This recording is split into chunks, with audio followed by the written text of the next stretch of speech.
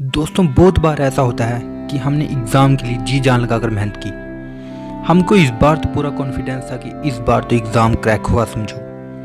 लेकिन एग्ज़ाम में बैठते ही हमें प्रेशर ने चारों तरफ से घेर लिया। आते हुए क्वेश्चन भी हमने गलत कर दिए। जिस क्वेश्चन में 10 सेकंड लगाने थे उसने 1 मिनट ले लिया। और इस बार भी हम फाइनल लिस्ट में अपनी जगह नहीं बना पाए। और फिर निराश होकर हम क्या बोलते हैं, मेरी तो किस्मत ही खराब है। आपकी किस्मत खराब नहीं है, आपको एग्ज़ाम में प्रेशर हैंडल करना नहीं आया। प्रेशर कैसे हैंडल करते हैं उसको जानने से पहले बात करते हैं कि ये प्रेशर बनता क्यों है। नंबर 1, आपने बहुत मेहनत की है। जी हाँ दोस्तों, आप प्रेशर में इसलिए हो क्योंकि आपने बहुत मेहनत की है। क्या आपने कभी ऐसे लोगों को प्रेशर में देखा है जिन्होंने कभी तैयारी को सीरियस लिया ही नहीं देखा ना?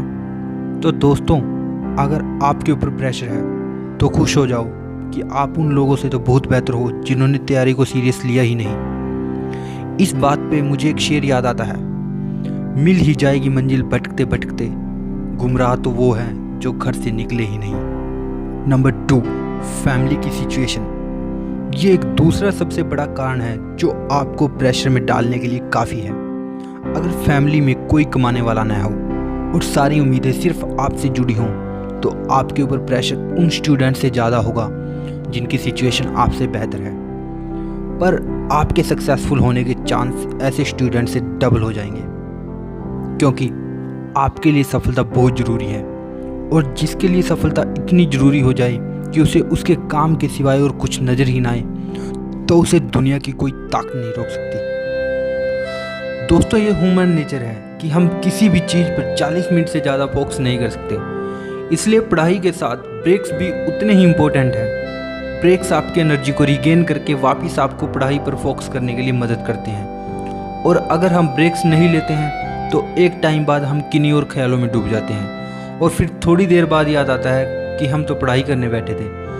पर एक बात याद रखना, ब्रेक्स में मोबाइल या किसी डिस्ट्रैक्ट करने वाली चीज़ को बिल्कुल यूज़ मत करना। एक रिसर्च के मुताबिक जब हमारा दिमाग थक जाता है तो हमारी ग्रास्पिंग पावर यानी कि कुछ सीखने की क्षमता 70% से कम हो जाती है। इसलिए बहुत ज़्यादा पढ़ने के बाद भी वो सेटिस्फैक्शन नहीं आता।